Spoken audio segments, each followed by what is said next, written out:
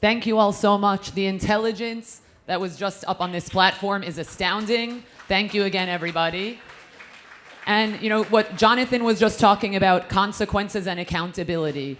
How important is that? And that got our wheels turning, because what we focus on so much at End Jew Hatred is ensuring consequences for bad behavior. So now on to our next action. Everybody, take out your phones again. And whoever is not currently in our End Jew Hatred Action Items WhatsApp group, join ASAP, please. Everybody. Now, we have this digital activism piece. It is so much more than just email campaigns that go out. We have writers from End Jew Hatred, Pens for Swords, incredible researchers, our End Jew Hatred Parent Edition Facebook group. They are researching situations that are going on deep, whether it's care, on campus, government issues. And then we are getting admin only, no chatter, out in these WhatsApp groups, links for you to click, sign, and pressure the targets at hand. And we're seeing results. And even when Jonathan was speaking, my wheels started turning about some of the actions he was saying we should take. Our numbers can ensure that we get heard. Through our joint groups, we're reaching about 50,000 people in any one given action. So we know this is a numbers game, and we can do it, and we could take the haters on. We thank allies. We thank those that do good. Actually, just now in the elevator, I was speaking to Leo Terrell, who Brooke is going to come up here and introduce, even though he truly needs no introduction. And I was telling Leo, every email campaign that we get out, we CC your office on. So they're getting all of the research. The powers that be are getting all the research involved, nitty-gritty, important research, so that the House Ed and Workforce Committee has information in their hands when they're taking the haters to town and to task. So here we are. And one more, my ask until after, because I'm full of asks. Everybody, once you're in this action items group, share it. Make a pact with me, with us, with yourselves. Just today, forward the link to 5 people that you know that are not in our action items groups, because together we can move mountains. Thank you. Brooke? Wow. Who scanned that QR code? Raise your hand. I want to see. Excellent. Thank you. So I have the honor of introducing our Department of Justice Chair of the Task Force to Combat Anti-Semitism, Leo Terrell. He has been on the front lines in the fight for social justice and everyday Americans for over 30 years. Terrell is a nationally renowned civil rights lawyer and a very popular television personality. He joined the U.S. Department of Justice at the beginning of the Trump-Vance administration, and he leads a coordinated national effort to deter anti-Semitic harassment and hate crimes. Now, Terrell organizes events to highlight and advance the DOJ's work against anti-Semitism. He was instrumental in bringing the hostages home, and he spearheads social media and letter writing campaigns to mobilize public support and sanction Jew haters. Terrell has also taken the time to meet directly with Jewish victims of anti-Semitic hate crimes, including students across the country, to hear their stories and advocate for their protection. Mr. Terrell, please join us on stage. Thank you.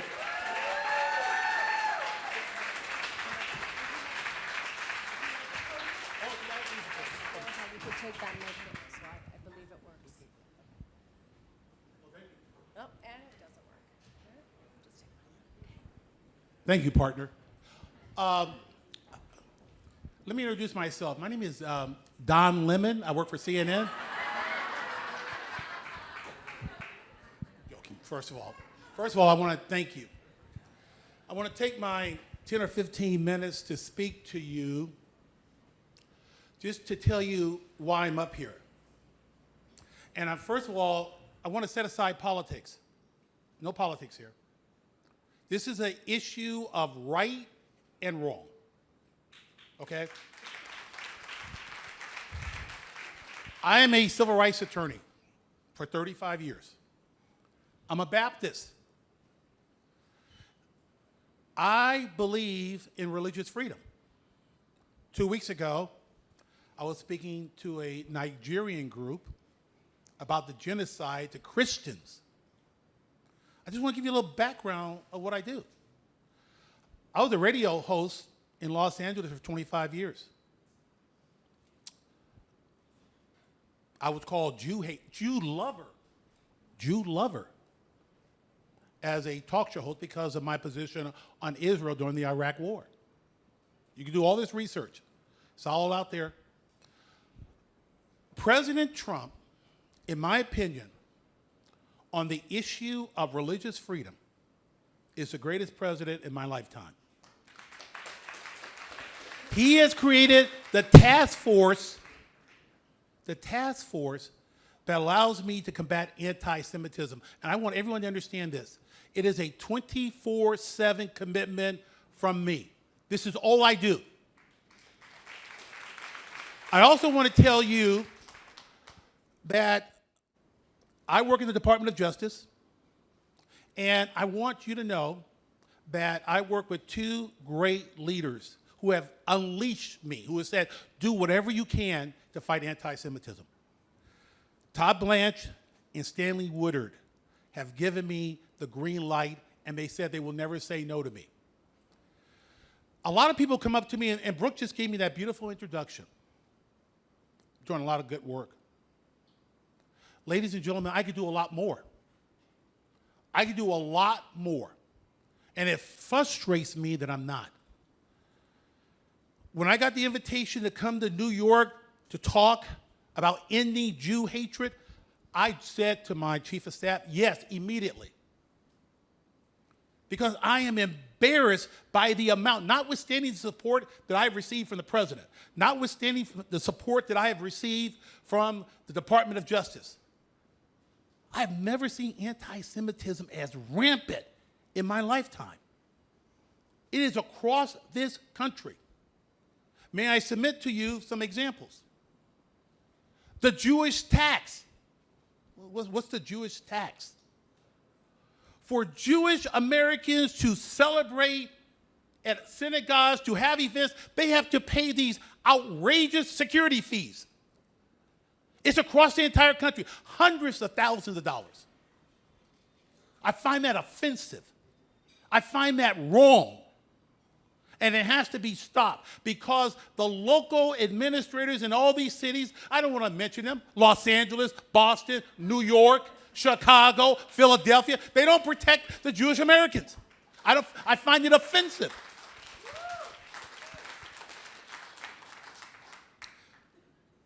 I've been a civil rights attorney for 35 years, but I've been a school teacher for almost 40 years. Ladies and gentlemen, the people on the left have hijacked our colleges and universities. And now they're going after our K-12 kids, teaching hatred at kindergarten, first grade, second grade. And it's being done by these teacher unions across the country. They're teaching anti-Semitic conduct. I don't want to mention any of these cities. Los Angeles, Boston, New York, Chicago, Philadelphia. I'm just telling you the truth. It is out of control. Lastly, the last 4 or 5 years, ever since October 7th, it seems to be popular to hate Jews in this country.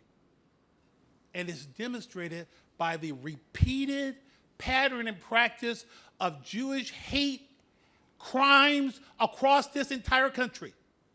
Jews are being attacked walking down the street, going to their synagogue, at schools.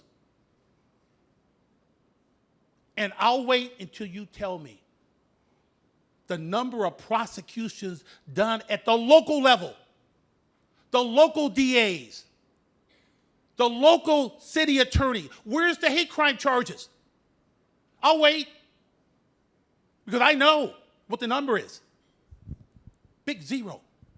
They'll look at a hate crime involving Jews and they'll tell, well, it's assault and battery. That's what's going on. That's why I feel like I'm not doing enough. And those cities that are failing to prosecute hate crimes, I don't want to embarrass them. Los Angeles, New York, Chicago, Baltimore, Philadelphia, it happens. I find it wrong.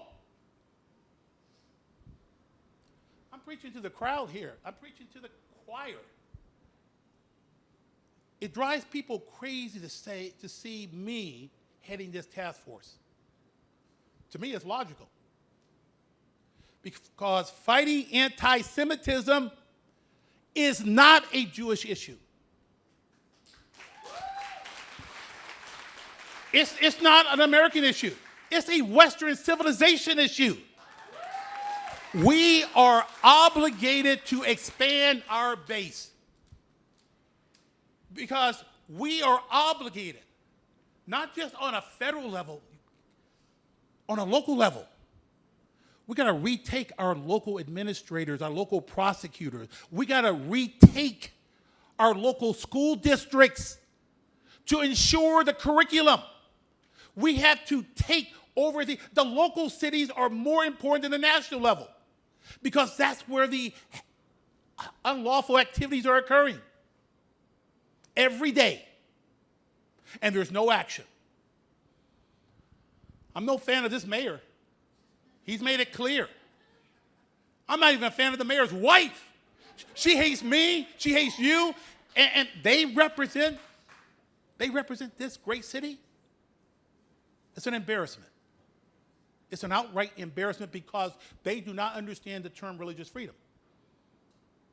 And they turn their back on protecting what is important in this country, a core value, the right to worship. You know, I have said this in other speeches, but I want to make sure it's clear. As a person of color, Black American, I'm a history teacher.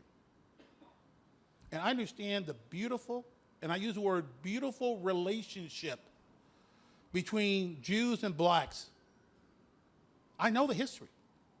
I know the history because in 1909, the Jews helped create the NAACP. If you know your history,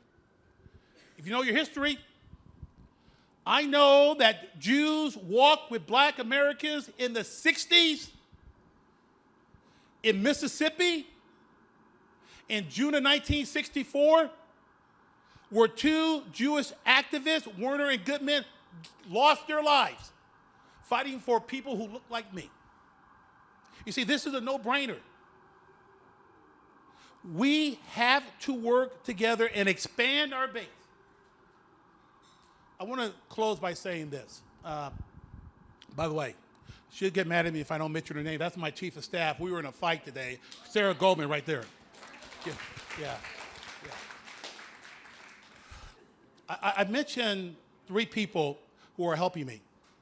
The President of the United States of America, the greatest president in my lifetime, Stanley Woodard, who I report to every day, and Todd Blanche.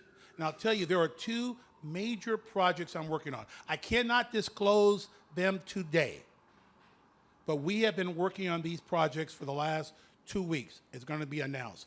I will simply say that one of the two projects goes to the heart and soul of what I discussed.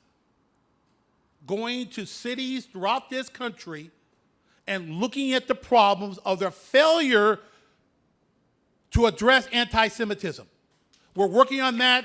You're going to hear about it. You have my word on that. And secondly, this great president has tasked me with an assignment to create an organization bigger than my task force, but an organization involving people like you throughout the country to fight this problem. I'm just being as vague as possible because it's going to happen in a couple of weeks. That's the commitment that this president and this administration has, because I will assure you, if we don't get it right now with this great president, if we don't set up guardrails right now with this great president, we're going to be in trouble. I'm telling you, we're going to be in trouble. I will never lie to you. And I will tell you, I'm working hard. Thank you.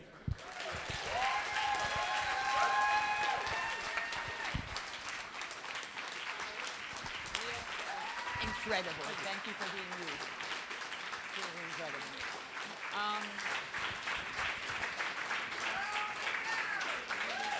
I don't know where Gerard? Gerard, are you going to introduce me? Logan? Yep. Thank you very much. That was a very powerful, powerful statement of everything that Leo Terrell and the government are doing to help us. And we all appreciate the efforts that he's done and that the government has done on college campuses. But there's more than just college campuses. We're seeing this in education, but we're also seeing this in employment.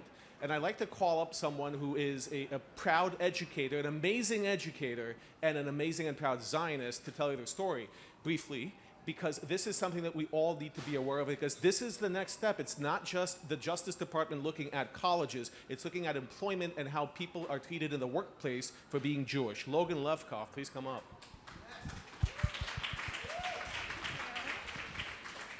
Going after Leo Terrell, that is not easy. Brooke, Gerard, Michelle, Chloe, thank you so much. Hi, everyone. My name is Logan Levkoff. Last month, after more than 21 years working as a sexuality educator at the Gaynor School, I was fired. You may hear that I was fired for a retweet. Well, that's not quite right. Because by the time I had retweeted anything, a campaign to remove me had already begun.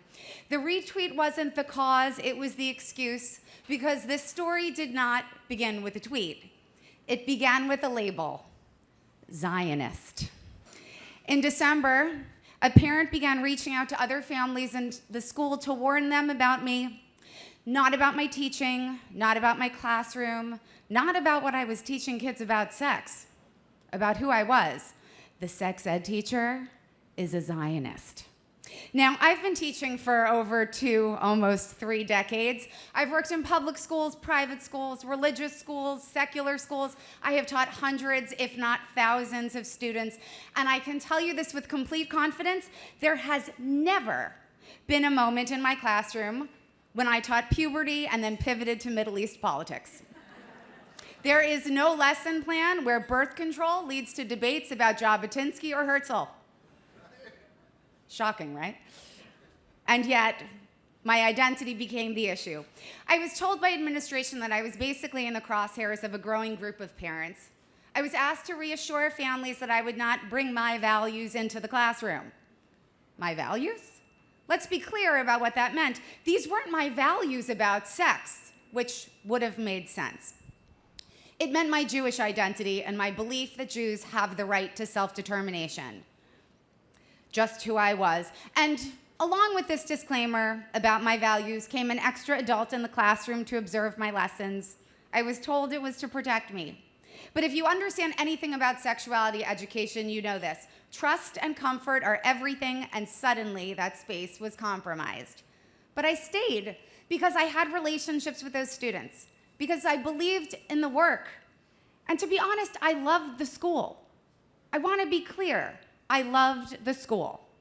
And I thought, maybe naively, that perhaps if I just kept doing my job, this would pass. Well, it didn't, because it was never really about the classroom.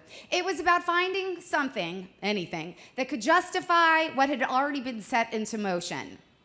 So the retweet. I reposted Brianna Wu, my friend, a trans woman, a fierce fighter for Jews and for Israel.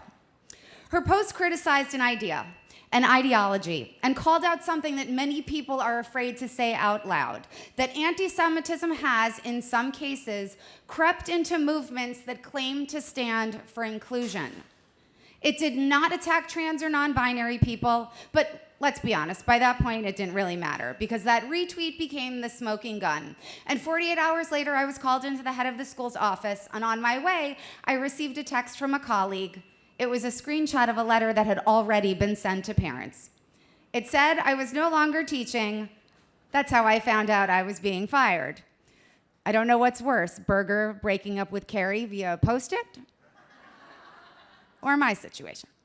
I was told that the retweet had violated the school's values of inclusion, that families were upset. I said something that, to me, should have stopped the entire conversation, Brianna Wu is transgender. It didn't matter because by that point, the outcome had been decided and the evidence was a trans woman, but just not the right one. And that's how a witch hunt ends. But let me tell you what I actually did. Long before inclusion was a slogan, I was living it. I validated my students, their identities, their pronouns, their questions. I trained and guided teachers to navigate these issues and support their trans and queer students in a classroom. I taught people how to think, not what to think. And I did it for over 2 decades. Look, I know that what happened to me is not an isolated event. It is part of a broader shift. A label, even the one I am so proud of, Zionist, becomes disqualifying. Ideological conformity replaces intellectual openness. Educators are no longer judged by what they do in a classroom, but whether or not people like who they are outside of it. The difference here is that I never hid who I was. I never pretended to be anything else. Integrity demands it. So if a teacher with a 21-year record could be targeted, scrutinized, and ultimately dismissed after months of a relentless campaign, where the evidence is a retweet of a trans woman, just not the right one, was this ever about my classroom? Well, I think it was about finding a reason to justify a decision that had already been made about the sex ed teacher. You know, the Zionist one. Thank you.